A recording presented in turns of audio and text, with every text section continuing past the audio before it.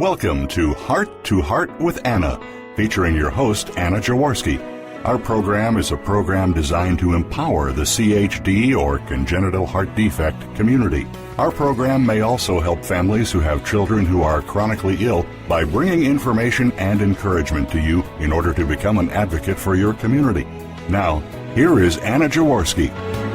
Welcome to the third season of Heart to Heart with Anna, a show for the congenital heart defect community. Babies born with complex congenital heart defects usually require at least one surgery before their first birthday. There's a certain amount of trauma involved for both the baby and the parents regarding this situation.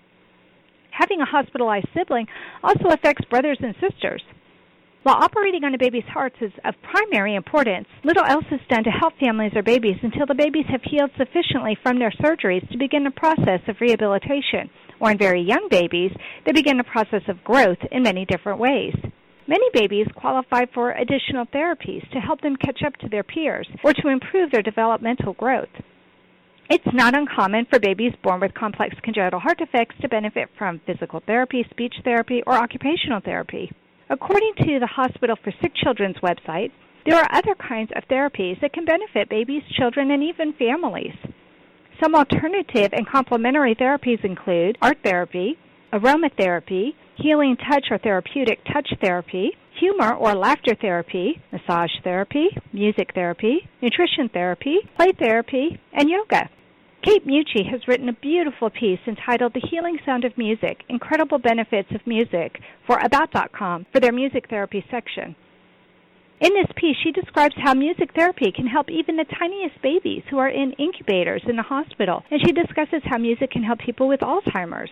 Music is healing for people of all ages. She talks about how sometimes miracles occur thanks to music. Sometimes people are healed, are given a few moments of relief from pain, or are comforted in their passage to the beyond. Sadly, even though there is anecdotal evidence of the benefits of music therapy, only about 15% of American hospitals employ regular music therapy. Still, we know that music can relieve stress in many ways.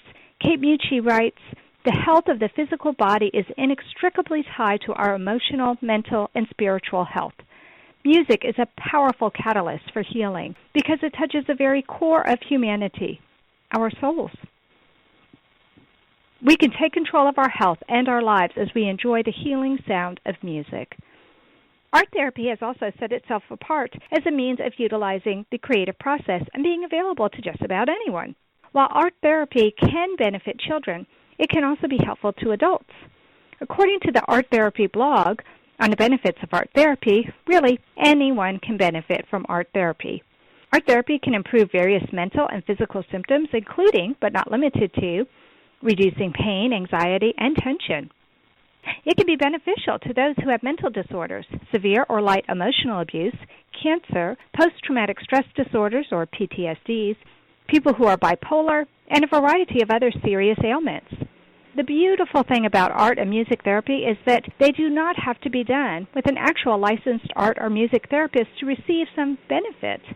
Clearly, working with a specialist will help recipients in many ways they may not have considered or be aware of. But just the act of listening to or producing music or creating something or enjoying art created by someone else is beneficial. Therefore, I'm very excited about our show today, Expressions from the Heart on HeartWire International. You will learn more about HeartWire International from today's guests, Megan Tones and Angela Lair. Megan Tones was born in Australia in 1983.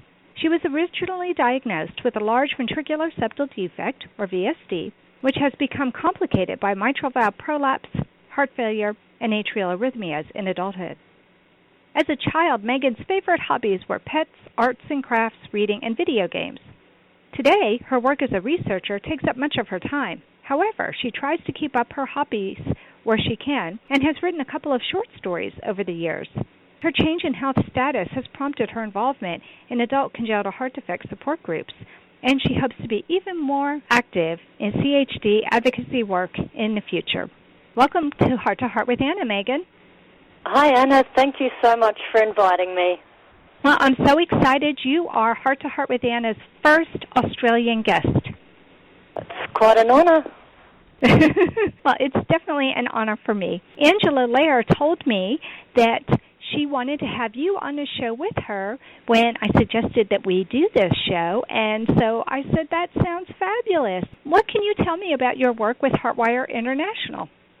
Well, I first met Angela about 4 years ago through the Adult Congenital Heart Association, and she was the one who actually reached out to me. We were both in hospital with atrial fibrillation, so we were going through the same kinds of things with our hearts at the time, with our probably first sort of major scary episodes as adults, if you like, and we always wanted to work on something for CHD awareness, but I never really got around to it myself. Meanwhile, Angela started HeartWire, and she invited me to blog about my experiences of dealing with increased complexity in my condition as an adult. So since then, we've been talking a bit more regularly about me becoming more involved, which I think is really good because I have a research background that's a little bit different to Angela's, and also we're hoping that HeartWire might start to have a bit more of an international impact if there's more people from other countries outside of the US involved.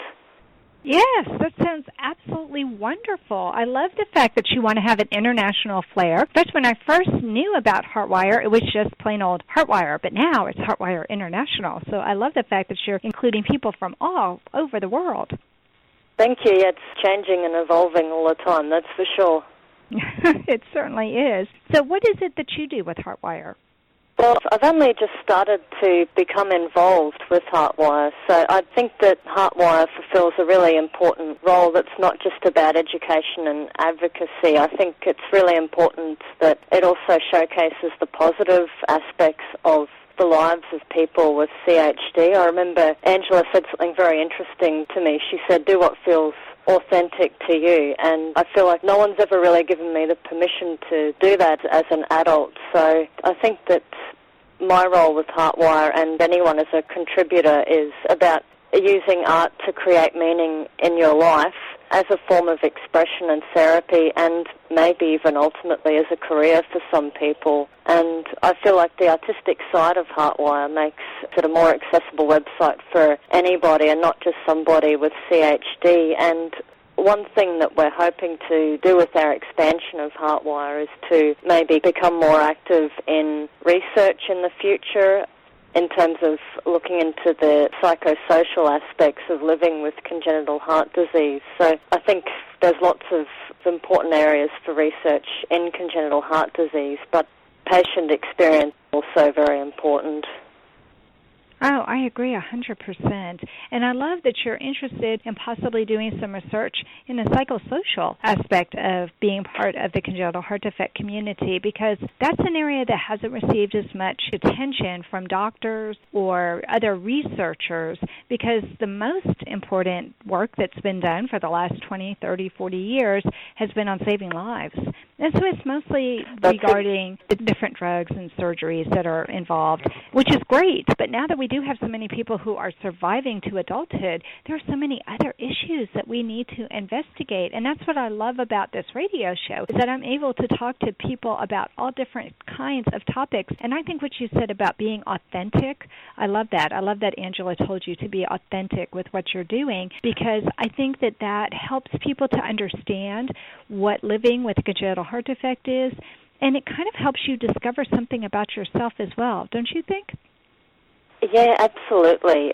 It was almost like when she said that, she was giving me permission to do something for myself. Like you say about the research, there's so much focus on the physical health, but mental health is also really important. And I think art therapy or being creative, it's sort of like exercising or working out your imaginative muscle and creativity. There's so much sort of problem solving and cognitive skills that you use in that, and I think that it's just as important for heart disease and heart failure as working on your physical health. It's not all about diet and exercise. The mental and the psychosocial aspect is important. Having a community like HeartWire is an important part of that. Right, and some of our listeners may not really understand what HeartWire International is, so let me tell you a little bit, and then, Megan, you can supplement with what other information we need to know. But I found out about HeartWire on Facebook because there is a Facebook page, but there's also a website. And this is a fabulous opportunity for people in the congenital heart defect community to display their artwork, their short stories, their music, and it's a way for all of us to share with one another. Did I get that right, Megan? Yes, I think that captures the essence of it pretty well. Angela, in the next segment, of course, will probably have quite a bit to add to that, being the founder, but I think that you've summed it up very well. Well, what have you contributed to HeartWire, Megan? Well, so far I've written a guest blog about my road, if you like, to becoming a more complicated congenital heart disease patient and how I sort of managed that transition. But what I'd really like to say a little bit about the role that creativity plays in my life and how I sort of got started with that, if that's okay with you. Absolutely. That sounds perfect. So I think originally my creative side actually did emerge from my congenital heart disease, funnily enough, in that I wasn't really a very active child. So my mother would always try and keep me busy with, Play-Doh and drawing. And then as I got a bit older, I got into making up stories and sort of acting out little stories with my soft toys. And I could do that for ages. And as I got older, I became more focused on writing, and I've written short stories on and off and kept a diary and things like that. And before the internet came about, which I think is just a wonderful invention for people with congenital heart disease, I didn't know anybody who was going through the same sort of health issues as I was. And when I was a teenager, my diary gave me the space to whinge, if you like. So that was therapeutic. But I have had one short story published, which I got paid $25 for, so I was pretty excited about that. Yay, you're a paid writer. That's awesome. Thank you. And that story was accepted on the day that I was in surgery 6 years ago, so I thought that was kind of a good omen. But I think writing has so many uses for people, and you write for yourself ultimately, so I don't think you need to be concerned that you're not a good writer. I don't think that's a problem at all, because it can be as personal as keeping a diary to talk about your feelings, or you could use it in a wider forum for entertainment and helping others. Absolutely.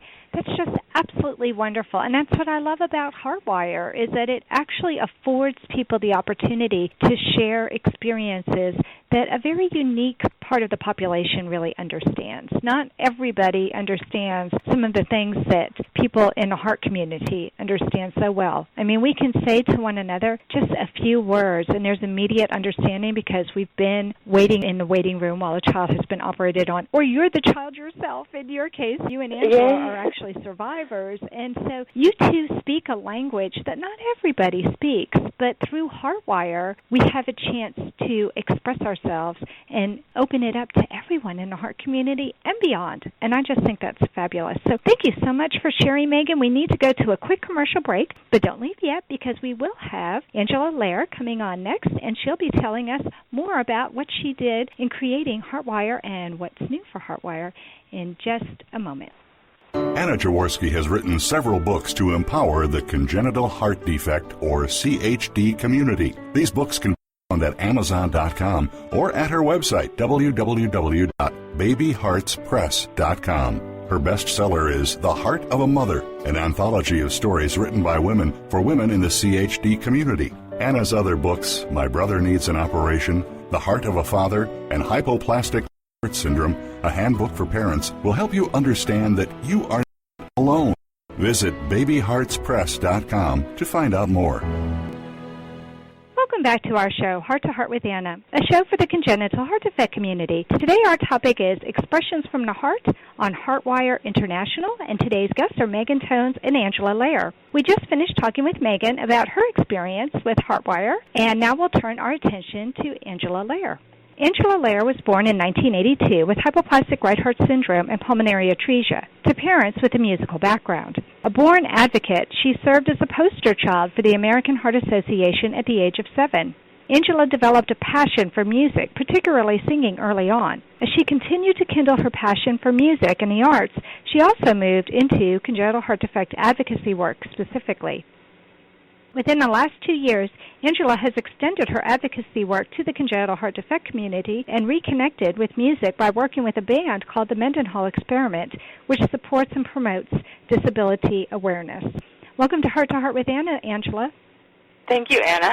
Well, we've already been talking about you, and even though I didn't read it as part of your bio, we all know that you're the founder of HeartWire International. So can you tell us why you decided to start HeartWire? Of course. The initial idea for HeartWire International was born out of my own personal experiences being an artist myself and someone living with complex congenital heart defect. And then a year ago, a close friend, actually my first adult CHD friend, passed away due to multisystem organ failure due to complications from her CHD, which was tetralogy of Fallot. And I had the honor of knowing her and being there with her family the night before she passed away. Her name was Melinda, and she had an artistic passion, and she was always positive and supportive and uplifting and encouraging of me and my life, despite the fact that she was also struggling. And so ultimately, HeartWire was created to allow her spirit and her legacy to be carried on in response to the grief that I felt for her loss. And I knew that by doing something creative and positive that would touch the lives of the CHD community, it would be the perfect thing to honor her memory. Yeah, that does sound like the perfect vehicle to honor Melinda. And how awesome that even though she's gone physically from this world, you are allowing her spirit and her creativity to still be a part of your life and a part of everyone else's life who didn't even get a chance to meet her. Absolutely, and that's one of the key things that her family said during the time of her death was her body will go before her spirit does. And so I just kind of picked up where she left off, and her family has said now she gets to go and do all of these amazing things still through HeartWire, through just continuing her legacy. Okay, so that leads me to the very next question, which is if you could tell us about some of your favorite exhibits. Do we have something on the HeartWire website that Melinda actually created? Nothing that she's created, unfortunately. We haven't gotten there. Grief is difficult, but we do definitely see her spirit everywhere. There's a section of the website that talks about her legacy in a little bit more detail. So nothing from her, but definitely she infuses into everything that we do. The interesting thing about HeartWire is that we are a Facebook page and a website, and kind of in the period of transitioning people to the website. But we have tons of people that post on the Facebook page regularly. And some of my favorites on the Facebook page now are music. A gentleman by the name of David Franco is a really amazing guitarist, and so he's shared. And then a woman named Anna Taylor also just picked up the ukulele kind of in response to her CHD and not being able to do, things that, quote, normal people can do. But she picked up a ukulele a couple of years ago, and it was kind of her therapy, and I had the pleasure of hanging out with her at the Adult Congenital Heart Conference and playing music and singing with her. And neat. There's video of it on the Facebook page right now, working on getting it over to the website. But yeah, it was really fun to sit with her, and I love to sing, and David was there, and we just sat in the middle of a hotel lobby and sang songs. We had never sang together, but interestingly enough, later someone said people were watching you, and tourists that were coming in stopped to look and see what was happening, and that's really the key and core of the spirit of HeartWire is just the community coming together and doing something positive that's fun, that doesn't make us take our minds off of our chronic condition, but that gives us an avenue to connect with one another on a level other than you have a scar and you had open heart surgery, because we all have little... Well, it's like we have the heart bond, but because of that heart bond, we're able to enjoy expressing ourselves with each other even more. Don't you feel like you have a sisterhood? Or Exactly. It's such a deep bond that we have with those in the CHD community. If I meet another mom, we hardly have to say anything before I feel like we're sisters and friends, or even a dad. Or or even with the survivors. I was lucky enough to meet David Franco, and then he came on my radio show, and I feel like we've been friends forever. And we haven't. Yeah. We've been Facebook friends for a while. I had the same experience with David Franco. We had been talking for about 2 years just on Facebook, and coming up to the conference, we knew that both of us were going to be there. And we hung out like we had known each other forever, and we're just kind of cutting up, and we had a great time. That doesn't normally happen with just anybody. Right. It doesn't happen as easily outside the heart community. Right. And it was really like not only the heart connection, if you would, but it's also the music. You have music in common. And right. So it's getting people to kind of get to those deeper levels, and as Megan said in the earlier segment, be authentic to themselves. Do what they want to do. Right. And that comes through in the music and the art. We really get to know people in a different way through their music and their art. Right. Well, I cannot believe it, but it is time for us to take another quick commercial break. But don't leave yet, because when we come back, we'll have both Angela and Megan in the studio together with me, and we'll find out what's new for HeartWire International in 2015 when we return to Heart with Anna. Anna Jaworski has spoken around the world at congenital heart defect events, and she is available as a keynote or guest speaker for your event. Go to hearttoheartwithanna.com to learn more about booking Anna for your event. You can also find out more about the radio program, keep up to date with CHD resources and information about advocacy groups, as well as read Anna's weekly blog. Anna wants you to stay well connected and participate in the CHD community. Visit hearttoheartwithanna.com today. Welcome back to our show, Heart to Heart with Anna, a show for the congenital heart defect community. Today we are talking with Megan Tones and Angela Lair about the importance of having music, art, and other creative outlets in our lives, and I want to thank them so much for coming on Heart to Heart with Anna. I am so excited about the opportunity we have through doing this show to let other people know about this wonderful website and how other people can contribute to the website. So welcome back. We're in the last segment, Angela and Megan, and the first question I have is, there something that you wanted to say that we ran out of time in your segment to talk about? And so I'll start with you, Megan, since you were in the first segment. I think that we covered quite a bit in that first segment, but I just really wanted to emphasize for people with congenital heart disease and other chronic health problems about the link between physical and psychological health, and just how important it is to look after yourself mentally and physically. Often doctors, or we become so focused on the physical, taking our tablets and walking every day and trying to eat the right sorts of things, that we kind of forget a little bit about what's going on upstairs. And I think that any sort of creative outlets like writing or music or drawing can really help you to cope with the stresses that you have in your life and express yourself and just create meaning for yourself. Yes, I just think that that's so important.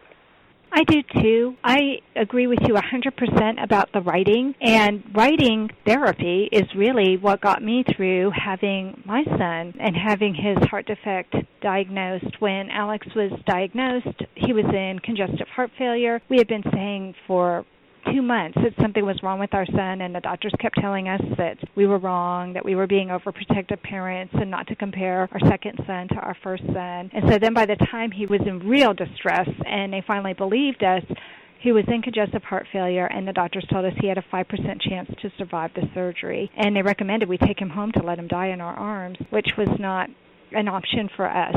And so I'm sure you can imagine how traumatic an experience that was for us. And for me, writing is what helped get me through it.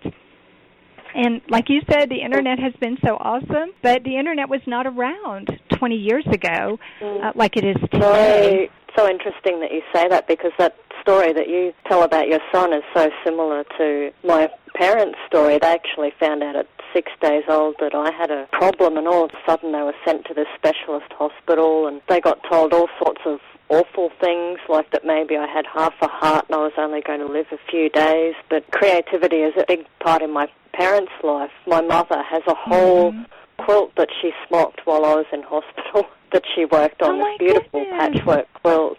And my you're going to have to take a musician. picture of that.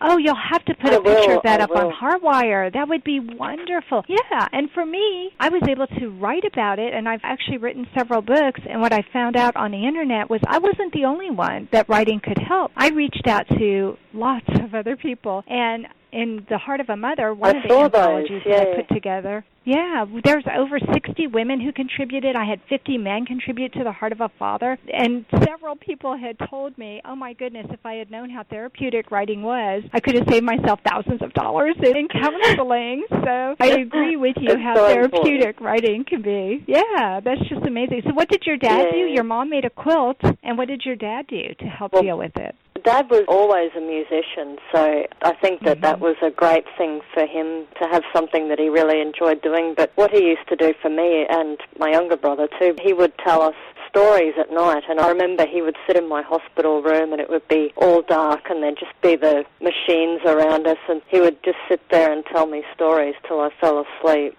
So I actually have a lot of good memories in hospital when I was a little kid of my parents being there and doing puzzles or telling me stories, and it really helped me a lot then, and maybe that's also why I'm doing more with stories now. But I better let Angela talk as well. That's right. Now it's Angela's turn. I know, because we're almost out of time. Angela, we only have a minute or two left. Is there something that you would like to add to the conversation? Well, I'll add a little off of what Megan has said. One of the key and core things that I've always said with HeartWire International, just getting it started, is that we want to look at you as a person first, and then as a patient, and then as a sibling. We want to highlight your passion for life and your experience, whereas other organizations are very good at providing the physical support of medical information. We want to kind of be the answer to that and see you as a whole person. Because I think a lot of the times people with CHD, even extending to friends and family, you're kind of looked at as a medical experiment, if you will, and not as a person. And so it's kind of taking back yourself. Yeah, absolutely. Taking back yourself, expressing yourself through what you're actually passionate about, instead of saying, my name is Angela, I have this CHD, and this is how I work my life to support my CHD. It would be lovely if the language could change to, my name is Angela and I'm an artist, and I happen to have CHD, and that's a part of my life. In 2015, it looks like one of the things that you're really looking forward to is moving from just being on Facebook to putting more information on the website. Am I right with that? Exactly. You're right on target. Yeah, we're looking forward to that and more contributions and expanding our community, as well as exploring the possible research opportunities and connecting with other community partners. I think there's a great value in working with other organizations, other people in the community who are also doing this type of work or different work, so that we can promote and lift each other up. Great. So give us the website that people can go to. It's heartwiremyheart.org. It's HeartWire International on the Facebook now. You can search under HeartWire International. We're on Facebook. On the website, you can become a user by going to the Become a HeartWire user tab, and we'll get back to you within 48 hours with login information so that you can start posting your own passions and sharing your lives with us. I just love this. Thank you so much, Megan and Angela, for coming on the show and sharing HeartWire with us. And I look forward to finding out later on who else is going to be on your website. I want to see Megan's mom's quilt, so I hope she takes a picture of that. And yeah, she's been holding out on me, so we'll have to get that up on the website. There you go. Yeah, I will ask her next time I see her to take a picture. Absolutely. That would be a beautiful tribute to you as a little girl and what your mom went through and how she was able to use art to help her through that difficult time. I think that's a great way for us to end the show. This does conclude this episode of Heart to Heart with Anna. We will have a link to HeartWire on the Heart to Heart with Anna website as well. Thank you for listening today. Come back again next week on Tuesday at noon Eastern Time. Until then, please find and like us on Facebook. Check out our website, hearttoheartwithanna.com, and our Cafe Press Boutique. Follow our radio show, and remember, my friends, you are not alone.